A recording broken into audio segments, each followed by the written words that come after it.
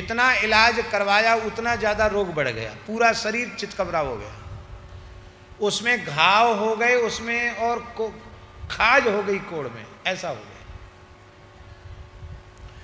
राजा ने देखा ये ठीक होने वाली नहीं है, तो राजा ने उपेक्षा कर दी। अब जिसके चरणों में राजा पड़ा रहता हो उसकी उपेक्षा हो जाए, सबते कठिन जाति अपमाना, यद्यप जग दारुण दुख नाना। तो कहाँ तो किसी रानी को और महाराज देखते नहीं थे, इसी की ओर देखते थे, अब इसकी तरफ नहीं देखते, तो इसको लगा कि इससे अच्छा तो मर जाना ठीक है। तो जहाँ आजकल ठाकुर जी का स्थान है वहाँ तालाब नहीं था, वहाँ एक चौपरा था, एक कुंड था चौकोर गहरा पानी का। तो उस कुंड में चौपरा में रानी आत्महत्या करने के लिए आई। अर्धरात्रि को महल से बाहर होके किसी भी तरह से निकल गई महल से और आई आत्महत्या करने के लिए। उस समय रामानंद संप्रदाय के सिद्ध संत बाबा श्री गोपाल दास जी महाराज वहाँ विराज रहे थे। नृसिंह भगवान का साक्षात्कार प्राप्त था उनको, वो बैठे थे। उन्होंने देखा कि कोई देवी यहाँ मरना चाहती है। उन्होंने कहा भाई क्या है, क्यों मरना चाहती है? वो रोने लगी। उसने कहा महाराज मेरे शरीर में सफ़ेद दाग हो गए तो मैं मरना चाहती हूँ। तो उन्होंने कहा कि मरने के लिए यहीं क्यों आई, कहीं जाके मर जाती, यहाँ क्यों मरने आई?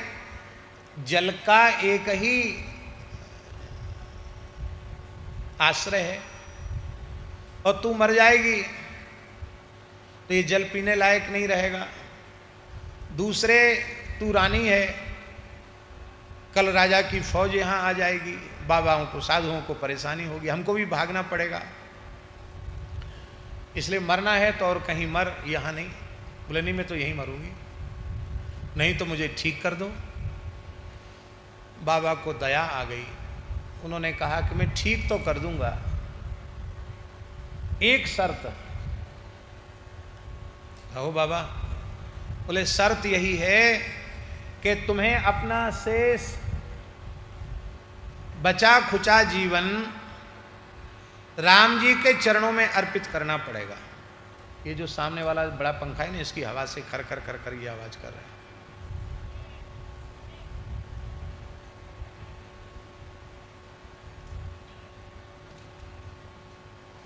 तो अब बंद हो गया खर खर। तो महाराज जी बोले अपना पूरा जीवन राम जी को अर्पित करना पड़ेगा, भजन करो तो ठीक हो जाओगे। बाबा भजन करूंगी। बोले इस चौपरा में गोता लगा लो, राम नाम बोल के ठीक हो जाओगे। राम नाम बोल के गोता लगाते ही महाराज उसकी कंचन काया हो गई। उसी क्षण बीमारी तो खत्म और वो पहले जितनी सुंदरी थी उससे अधिक सुंदरी हो गई, कायाकल्प हो गया। बोले अब जाओ महल में चली जाओ। बोले अब नहीं जाऊंगी। बोले नहीं अब जाओ महल में जाओ, आज्ञा पालन करो। वो गई महल में, चली गई। सवेरे महाराज साहब की दृष्टि पड़ी तो राजा ने जब देखा कोई ठिकाना नहीं था, वो सदा बाल भाव में रहते थे, अवस्था भी बाल भाव की ही थी उनकी, पर आयु का कोई ठिकाना नहीं था और वे नग्न दिगंबर रहते थे, एक सूत का धागा भी धारण नहीं करते थे। ऐसे विचरते रहते थे बेत्रवती के किनारे। कभी किसी भाग्यशाली गृहस्थ के यहाँ पहुंच जाते थे तो या तो वो दूध रोटी खाते थे या केवल दूध लेते थे, बस यथा था, और कोई चीज खाते पीते नहीं थे। दूध भात भी खा लेते थे, खीर भी खा लेते थे, और कोई नमक हल्दी मिर्च ये सब नहीं लेते थे, मौन रहते थे। तो सत्य घटना है, एक ब्राह्मण थे, वो बड़े जमींदार थे, बड़े धनाढ्य थे। ऐसे घूमते फिरते चले गए तो सिद्ध महात्मा है, उन्होंने अपने घर में बुलाया और उनको दूध भात परोसा।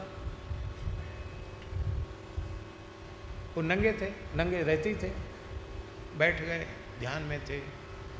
तो उनके घर की स्त्रियों ने उनसे कुछ मखौल किया।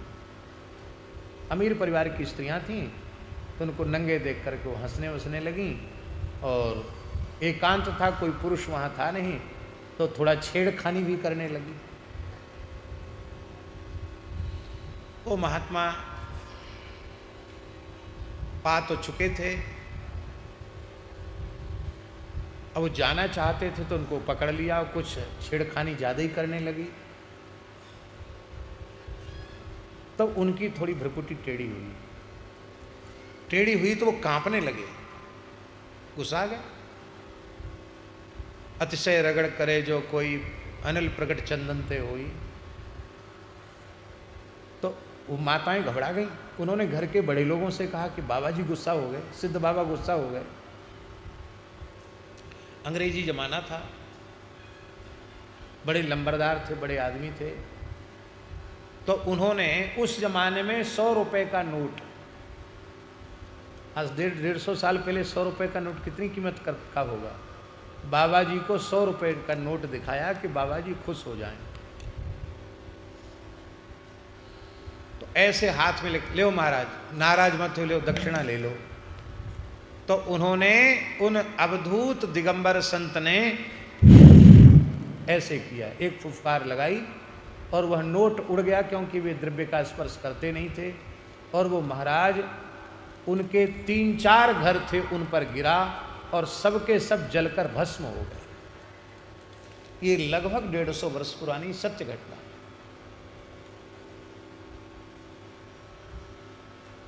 अभी भी उस परिवार के कुछ नाते रिश्ते के लोग आज भी लोग बताते हैं घटना, ऐसी घटना है। संतों से मखौल नहीं करना। रुद्र गणों का सबसे बड़ा, अब उसमें रुद्र गणों का भी दोष क्यों दिया जाए, भगवान लीला कर रहे हैं ऐसा समझो।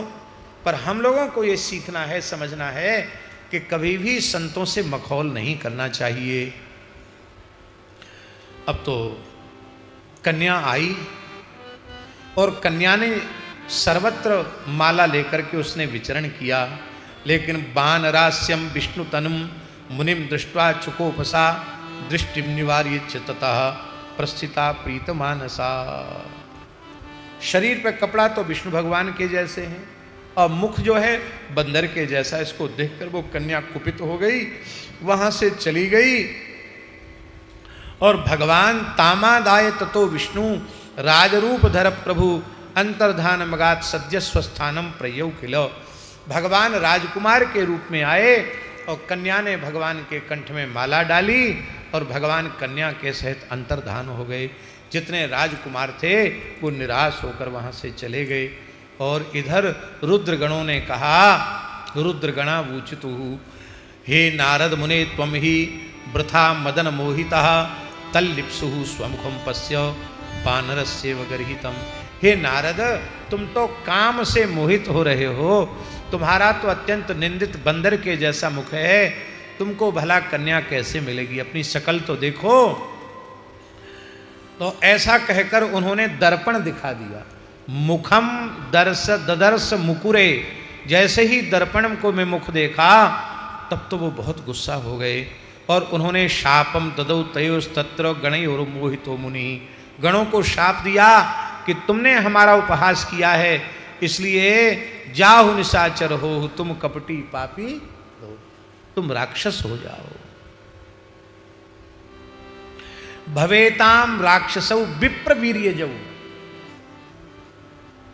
विप्रवीर्य जऊ, ब्राह्मण कुल में तुम्हारा जन्म होगा, तुम्हारे पिता ब्राह्मण होंगे, ऋषि होंगे, पर तुम राक्षसी वृत्ति के होगे, ऐसा शाप दे दिया। और मन में सोचने लगे, इनको तो मैंने शाप दे दिया, लेकिन इनका क्या दोष है, दोष तो नारायण का है, नारायण को जरूर हम मजा चखाएंगे। भले भवन अब बायन दीना, बहुत अच्छे घर में बायना भेजा है, अब जरूर उस बायने को हम लौटाएंगे, उतना ही नहीं उससे दुगना तिगुना करके लौटाएंगे, हम उदारता पूर्वक बायना लौटाएंगे। इस तरह से नारद जी चल पड़े। धन्य है। विष्णुलोकम जगामह, विष्णुलोक जाने लगे। लेकिन गोस्वामी जी ने बहुत सुंदर भाव दिया है, बीच ही पंथ मिले दनुजारी, दनुजारी बीच ही पंथ मिले। क्यों? क्योंकि नारद जी जिस मार्ग पर जा रहे हैं वो वैकुंठ का मार्ग है ही नहीं, काम क्रोध मद लोभ सब नाथ नरक के पंथ। तो ये क्रोध के मार्ग पर, काम के मार्ग पर, लोभ के मार्ग पर चल के जा रहे, कैसे वैकुंठ पहुंचेंगे? भगवान ने सोचा मेरा भक्त नरक की ओर जा रहा है, मैं अपने भक्त को इस ओर नहीं जाने दूंगा, क्योंकि करऊं सदा तिनके रखवारी, जिम बालकन राख महतारी। इसलिए ठाकुर जी आग के कुंड में बच्चा गिरना चाहता, माता दौड़कर आ जाती है, मार्ग रोक लेती है। करुणामय प्रभु आ गए और भगवान को देख करके। और एक विशेष बात यहाँ तो नहीं लिखी है, पर ठाकुर जी ने मानस जी में गोस्वामी जी ने लिखा है कि लक्ष्मी जी भी साथ में थी और वो विश्वमोहिनी भी साथ में थी। तो विश्वमोहिनी की उपस्थिति ने में तो जलती हुई आग में घी का काम किया और दुल्हा बने थे भगवान। अब तो नारद जी और व्याकुल हो गए। नारद उवाचो हे हरे त्वम महादुष्टः कपटी विश्वमोहनः परोत्साहम न सहसे मायावी मलिनाश। इन श्लोकों को पढ़ लो, चाहे मानस जी की चौपाइयों को पढ़ लो, बिल्कुल एक जैसा है। तुम दुष्ट नहीं, महादुष्ट हो, कपटी हो, विश्व को मोहित करने वाले हो, दूसरों कोई उत्कर्ष तुम्हें बिल्कुल सहन नहीं होता, तुम बड़े दूषित मलिन चित्त के हो, मायावी हो। तुमने मोहिनी रूप धारण करके असुर सुरा विश्व शंकर ही असुरोभ्यो पाय वारुणी अमृतम नहीं। असुरों को विचारों को मेहनत पूरी करा ली, उनको मदिरा पिला दी। और चेत पिबेन्न विषम रुद्रो दयाम कृत्वा महेश्वर। यदि शंकर जी ने विष न पिया होता तो सबकी खबर पड़ जाती। क्या करता, अमृत सबको जला डालता, विष ही सबको जला डालता। तो तुमने शंकर जी बेचारे भोले भाले, उनको तुमने जहर पिला दिया। चिंतामणि कौस्तुभमणि और लक्ष्मी जी खुद ही लेके चले गए। और तुम बहुत कपटी हो। और भवान स्वतंत्र प्रभुना कृता परम स्वतंत्र न सिर पर कोई।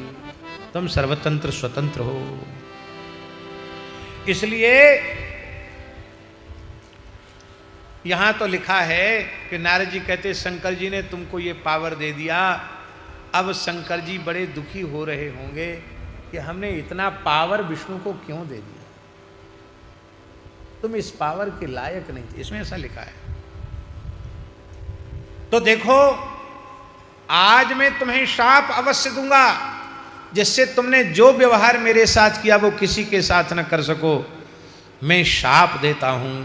तुमने स्त्री के लिए मुझे व्यथित किया है, तो तुम्हारी स्त्री का भी हरण हो जाएगा, राक्षस हर ले जाएंगे और तुमको रोना पड़ेगा। और तुमने बंदर के रूप में हमको बंदर का रूप देकर कपट किया है, तो वो बंदर ही तुम्हारे काम आएंगे, वे ही तुम्हारी सहायता करेंगे।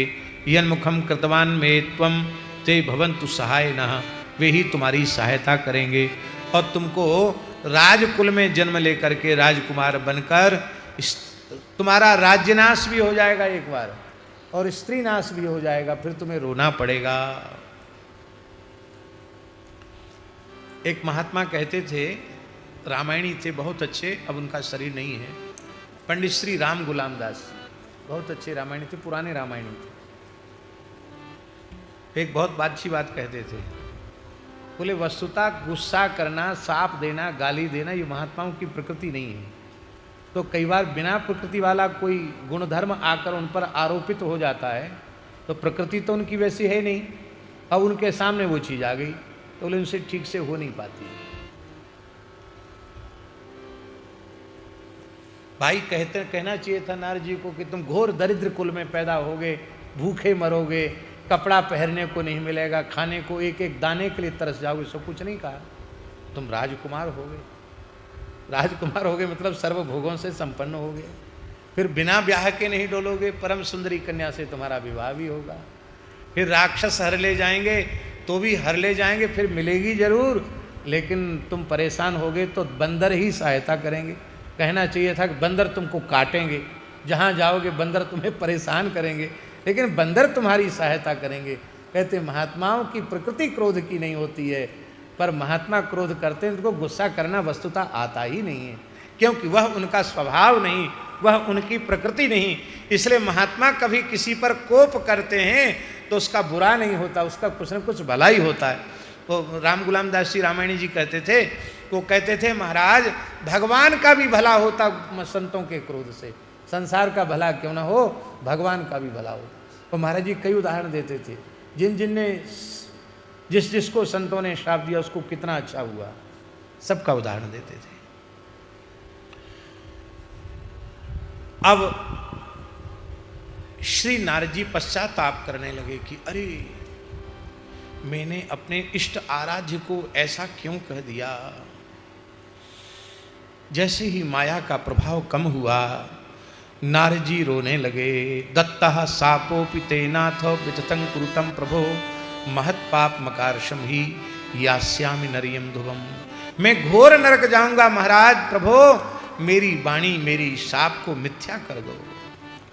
भगवान प्रसन्न हो गए। भगवान ने कहा, देवर्षि नारद, मैं जिस प्रसन्नता से अपने भक्तों की स्तुति को स्वीकार करता हूँ, कथनचित मेरे भक्त रुष्ट होकर मुझे गाली देने लगें तो मैं इतना करुणामय हूँ कि भक्त की गाली गलौज को भी मैं स्तुति से बढ़कर मान लेता हूँ। आपने जो कुछ कहा उससे मुझे तनिक भी क्रोध नहीं है। हाँ, तुम्हारे मन में जो पश्चाताप है उसका प्रायश्चित मैं तुम्हें बताऊंगा। इसी श्लोक का अनुवाद किया है गोस्वामी जी ने। वृथा हो मम साप कृपा आला। इसलिए तुम भगवान शिव के परम पवित्र नामों का जप करो। जप हो जाए शंकर शत नामा। भगवान शिव के नामों का जाप करो। वो भगवान शिव गर्भहर्ता हैं, परमेश्वर हैं, निर्गुण निर्विकार गुणातीत परमात्मा हैं। ब्रह्मा विष्णु महेश भी उनकी माया के अधीन हैं। और ऐसे जो परब्रह्म परमात्मा भगवान सदाशिव महादेव हैं, उन महादेव के चरणों में तुम भक्ति करो। उन महादेव का जो स्वरूप है उसको ठीक से जानने का तुम प्रयत्न करो। और ऐसा कहकर भगवान अंतर्धान हुए। बोले, शतनाम शिवस्तोत्रम यदा अनन्य मतिर्जपो। शतनाम शिव स्तोत्र को तुम अनन्य भाव से जपो और उससे तुम्हारे पाप नष्ट हो जाएंगे। श्री भगवान शंकर के भगवान विष्णु की आज्ञा से नारद जी शिव सतनाम स्तोत्र का पाठ करते हुए और ब्रह्मलोक पहुँचे। शिवेति नाम दावाग्नेर महापातक पर्वता भस्वी भवन्त्यना तिनायासात सत्यम सत्यम न संशया। भगवान कहते हैं जैसे भयंकर दावानल से बड़े के बड़े जंगल, बड़े के बड़े पर्वत जलकर भस्म हो जाते हैं, ऐसे ही पाप के जंगल, पाप के पहाड़ शिवनाम की दावाग्नि से जलकर के भस्म हो जाते हैं। शिवार्चक को पाप स्पर्श नहीं करता है। शिवार्चक से श्रेष्ठ इस ब्रह्मांड में दूसरा कोई व्यक्ति नहीं है। ब्रह्मात्यादि पाप भी शिव भगवान के स्मरण से नष्ट हो जाते हैं। सत्यम सत्यम वदामि हम, यह मैं सत्य सत्य कह रहा हूँ। शिवनाम रूपी जहाज में बैठ करके जो भवसागर पार उतर जाते हैं वे ही भाग्यशाली हैं। कितना बढ़िया श्लोक है। शिवनाम तरीम प्राप्य संसाराब्धिम तरन्ति ते, संसार मूल पापानि तस्य नश्यन्त्य संशयम्।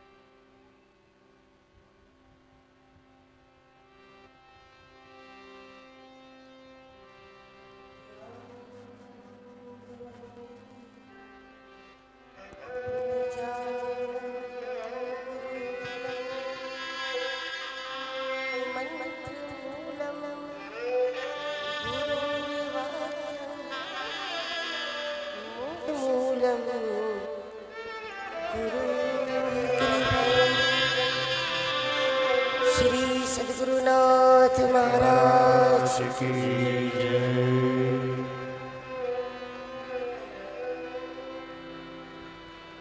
इस पीपल गांव की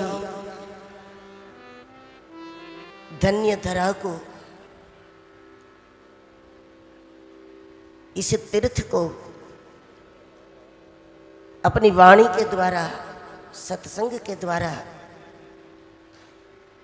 और महादेव की कथा के द्वारा इस तीर्थ को महातीर्थ बनाने वाले पूज्यपाद महाराज श्री के श्री चरणों में नमन।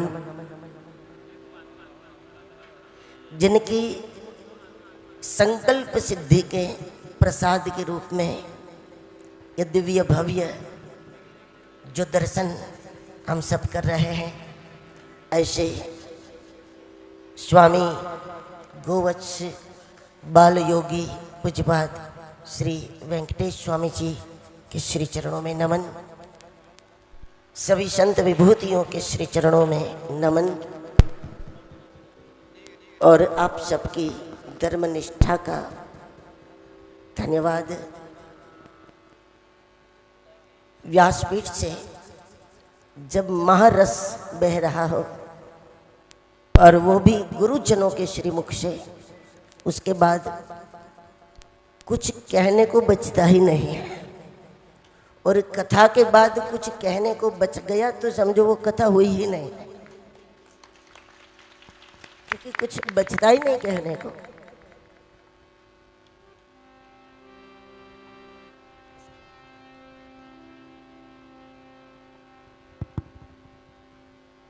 लेकिन व्यासपीठ की आज्ञा है, गुरु आज्ञा है, इसलिए दो शब्द रखने का प्रयास करूंगी।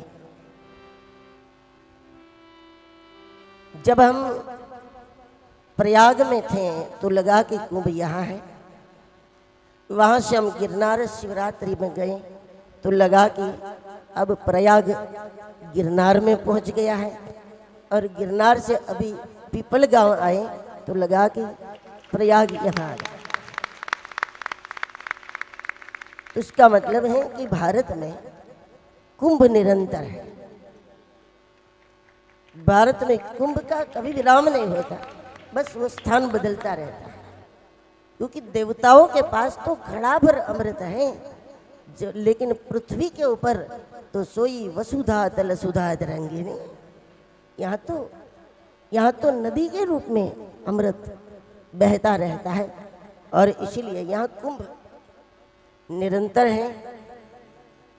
लेकिन इस सिद्ध स्थान में, इस गुरु भूमि में आने का मेरा बहुत मन भी था, क्योंकि शिवत्व की पहचान ही तब होती है जब सद्गुरु के द्वारा प्राप्त दृष्टि से कोई शिव पुराण को देखे और शिव पुराण से प्राप्त दृष्टि से आप दुनिया को देखो तो शिव के अलावा कुछ होता ही नहीं। लेकिन शिवत्व की पहचान गुरुवाणी से होती है। और जब शिव कथा होती है और जब कहा जाए कि शिव व्यापक है, शिव सर्वत्र है, शिव ही शिव है, तो लोग पूछेंगे कि भाई कहाँ है शिव, किसने प्राप्त कर लिया शिव पुराण से शिव को। व्यास जी तो कहेंगे कि शिव कथा शिवलोक में ले जाती, लेकिन कौन पहुंचा? जब राम कथा होगी तब कहा जाएगा कि राम कथा से लोगों का परिवर्तन हो जाता है, चरित्र सुधर जाता है। लेकिन बाद में कोई पूछेंगे भाई कौन सुधरा, कितने लोग सुधरे। जब भागवत कथा होती है तो कहा जाएगा कि मोक्ष होता है, और फिर लोग सवाल करेंगे कि कितनों का मोक्ष हुआ, किसने मुक्ति का अनुभव किया।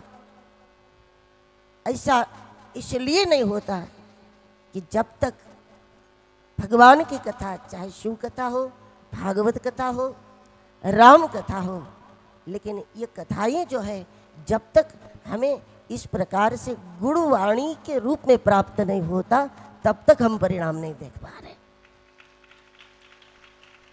यदि महाराज श्री के श्रीमुख से भागवत सुन लो तो कोई सवाल नहीं करेंगे कि कैसे मोक्ष होता है, हुआ कि नहीं हुआ। महाराज श्री के श्रीमुख से राम कथा सुनो, कोई सवाल नहीं उठेगा कि परिवर्तन होता है या नहीं होता है। जब महाराज श्री के श्रीमुख से शिव कथा सुनो तब ये सवाल नहीं उठेगा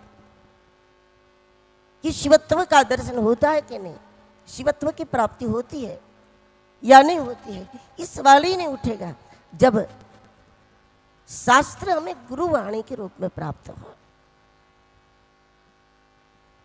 कथा सुनाने वाले शास्त्रज्ञ भी हो और कथा सुनाने वाले तत्वज्ञ भी हो। जब इस प्रकार की कथा होती है तो ये सनातन बीज के रूप में स्थापित हो जाती। कोई लाख प्रयास करें, ये कथा बिना परिणाम दिए रह नहीं सकती है।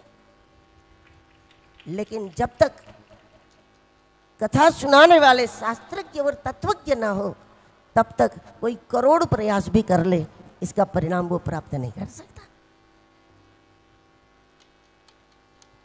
लेकिन जब गुरुवाणी में हमें प्राप्त होता है तो ये निश्चित रूप से परिणाम देता है।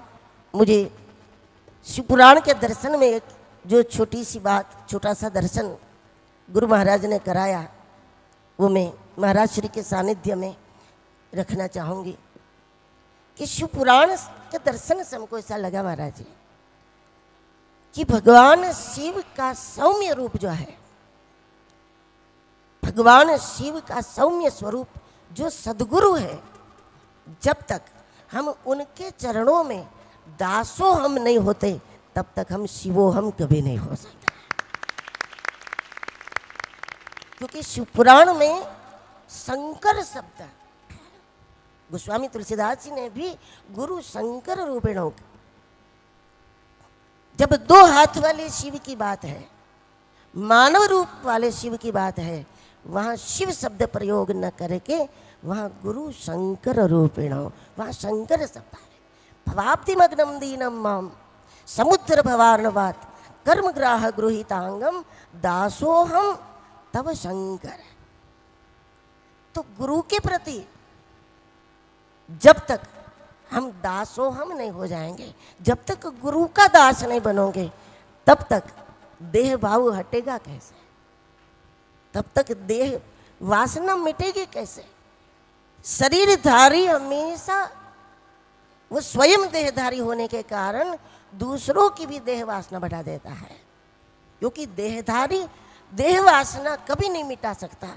लेकिन एक सद्गुरु है जो स्वयं देहधारी होकर भी शिष्य की देह वासना को समाप्त कर देता।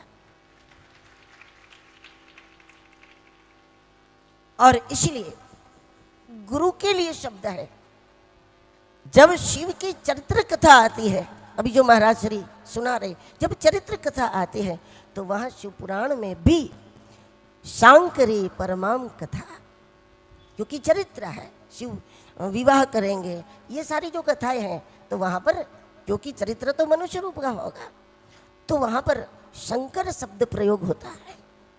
गुरु शंकर रूपिणों, भगवान शिव का वास जहाँ होता है वहाँ देह को जलाया जाता है, लेकिन सद्गुरु शंकर का वास जहाँ है वहाँ तो देह वासना को जलाया जाता है। अब शिव शमशान में रहते, शमशान तो एक जगह पर होगा, लेकिन सद्गुरु तो जहाँ भी बैठ जाए वहाँ पर वो शमशान ही है, लेकिन वो देह को जलाने वाला शमशान नहीं, देह वासना को। हमारे गुरु महाराज बात बता रहे थे, हम शमशान में रहे 9-10 साल,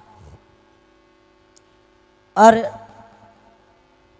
इस संतों के द्वारा सुनने को भी मिलता है कि भाई शिव शमशान में रहते, शिव का निवास वहाँ होता है। तो गुरु महाराज ने एक बात बताई कि क्यों शिव शमशान में रहते हैं। जब किसी का शरीर छूटता है तो स्वाभाविक है कि वो जीवात्मा उसी शरीर में जाने के लिए तड़पती है, और जब शरीर को उठाकर शमशान ले जाते हैं तब वो उसके साथ साथ चलकर शमशान तक वो जीवात्मा जाती है। लेकिन जब उसको उसका दाह संस्कार हो जाता है शरीर का, फिर तो सारी आशा खत्म हो गई। जब दाह संस्कार हो गया, कुटिया ही जल गई, तो अब उसमें जाने का कोई सवाल नहीं। और जब कुटिया जल गई, शरीर जल गया, और वो उतना ही नहीं, जलाने वाले अपने ही थे, घर के ही लोग थे। और घर के ही लोगों ने जब ये शरीर को जलाया, उस और जलाकर सब चले जाते हैं, तब ये जीवात्मा शमशान भूमि में फूट फूट के रोती है। और वो रोना इतना होता है, वो आक्रंद ऐसा होता है, जीवन पर्यंत जितना रोए उसको इकट्ठा करो तो भी उसके बराबर नहीं होता है। वो शमशान में जीवात्मा जितनी फूट फूट के रोती है, अपनों ने जलाया, जला के चले गए, कुटिया ही न बची। और जब वो रोता है, कोई सांत्वना देने वाला नहीं होता, वहाँ उमा महेश्वर प्रकट होकर के उसको सांत्वना देते हैं। तब जगदम्बा उसको अपने वरद हस्त का स्पर्श करके सांत्वना देती हैं, और भगवान शिव उसको शब्दों के द्वारा बताते हैं कि तू क्यों रो रहा है? बोले मेरे अपनों ने जलाया और जलाकर चले गए, उसने मुझे छोड़ दिया। तब भगवान शिव कहते हैं कि जो तुम्हें छोड़ दे वो तुम्हारा अपना नहीं हो सकता, और जो अपना होता है वो कभी छोड़ता नहीं है। और इस परिस्थिति में भी मैं शमशान में तुम्हारे सामने प्रकट रहा हूँ, यही प्रमाण है कि मैंने नहीं छोड़ा है। मतलब तुम किसी को भी अपना समझ लो तो तुम्हें रोना ही पड़ेगा, अपनों को अपना समझो तो कभी नहीं रोना पड़ेगा, किसी को भी अपना समझो तो रोना पड़ेगा। तो इसीलिए गुरु महाराज हमारे बताते हैं कि शिव इसीलिए रहते हैं यहाँ पर कि जो यहाँ आकर रोता है, महादेव उनको सांत्वना प्रदान करते हैं। लेकिन शमशान में वैभव नहीं होता, लेकिन जहाँ पर भगवान शिव का वर्णन है, शिव पुराण में भी जहाँ भी शिवत्व का वर्णन है, वहाँ वैभव आप देखो, बहुत प्रकार के पंछी, बहुत प्रकार के पशु, बहुत प्रकार के फूल, बहुत प्रकार के पेड़, ये अद्भुत जो कैलाश का वर्णन है, ये कैलाश के वैभव का एकमात्र कारण है। शिव पुराण में लिखा है कि सभी प्रकार की गौ माताओं का कैलाश में निवास है। कैलाश में सुरभि, कैलाश में कपिला, सभी प्रकार की जितनी भी गाय होती है प्रकार की, वो सभी प्रकार की गौ माताओं की गौशाला, क्योंकि एक एक नाम लिखा है तो एक एक गाय तो नहीं होगी, मतलब वो सारा वंश होगा उस गाय का, वो सारी नस्ल की गाय होगी वहाँ पर। तो जहाँ पर गौ माता है, यही कैलाश की समृद्धि का राज है। शिव भक्त कभी गरीब नहीं होता, ये भी यही कारण है कि आप शिवालय में जाओ तो पहले नंदी महाराज की पूजा करनी पड़ेगी। जो गोवंश की सेवा करेगा वही शिवालय में प्रवेश करेगा, और जो गोवंश की सेवा करके प्रवेश करेगा वो सीधी बात है, वो कभी दरिद्री हो ही नहीं सकता, वो कभी गरीब हो ही नहीं सकता। तो ऐसी अद्भुत महागाथा है, जहाँ भी शिवत्व आ जाता है वहाँ महाशब्द आ जाता है। जैसे रास होता है, जिस दिन महादेव आ जाए तो रास अखंड हो जाता है।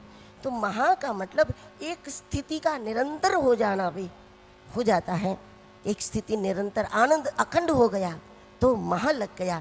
लेकिन आज हमारे पूज्यपाद वेंकटेश स्वामी जी का ये जो तीर्थ है, ये महातीर्थ बन गया है। ये कुंभ नहीं महाकुंभ बना है, क्योंकि यहाँ महादेव की कथा का, और वो भी गुरुवाणी में जो प्राप्ति हो रही है, ये निश्चित रूप से ये दुर्लभहीन, ये अमोघ है।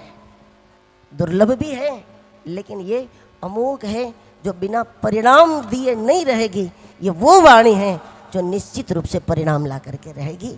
और ये महातीर्थ में मुझे आने का जो अवसर प्राप्त हुआ, इसके लिए हम स्वामी जी के चरणों में भी नमन करते हैं। पूज्य महाराज श्री के चरणों में कोटि कोटि नमन। जय गिरनार।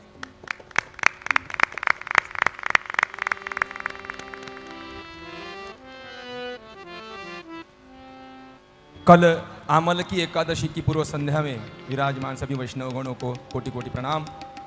इस भव्य दिव्य समारोह में उपस्थित हिंगोली लोकसभा क्षेत्र के सांसद, जिन्हें हम महाराष्ट्र में खासदार कहते हैं, नागेश जी पाटिल अष्टीकर, तथा हदगांव विधानसभा के विधायक आमदार बाबूराव जी कोहलीकर यहाँ उपस्थित है। उन्हें विनती किया जाता है कि आप आरती के लिए ऊपर आ जाए। आदरणीय नागेश पाटील अष्टीकर, खासदार हिंगोली विधानसभा, आपण आरती करता वर यावं। त्याचप्रमाणे आदरणीय बाबूरावजी कोहळीकर, आमदार हातगाव विधानसभा आपण आरतीकरिता वर यावं. त्याचप्रमाणे आमदार हेमंतजी पाटील आपण उपस्थित आहात. आपण सुद्धा आरती करण्याकरिता व्यासपीठावर यावं ही विनंती. या पवित्र सोहळ्याला उपस्थित आदरणीय सुभाषराव वानखेडे माजी खासदार हे सुद्धा उपस्थित आहेत. त्याचप्रमाणे आरतीचे प्रमुख यजमान सुचित्रा धानोरकर, प्रिया बालाजी कापसे हे सुद्धा आरतीला येतील. पुनश्च एकदा सन्माननीय व्यक्तिमत्वांना मी आरतीकरिता व्यासपीठावर येण्याची विनंती आहोत. या सर्वांनी एक लक्ष द्या.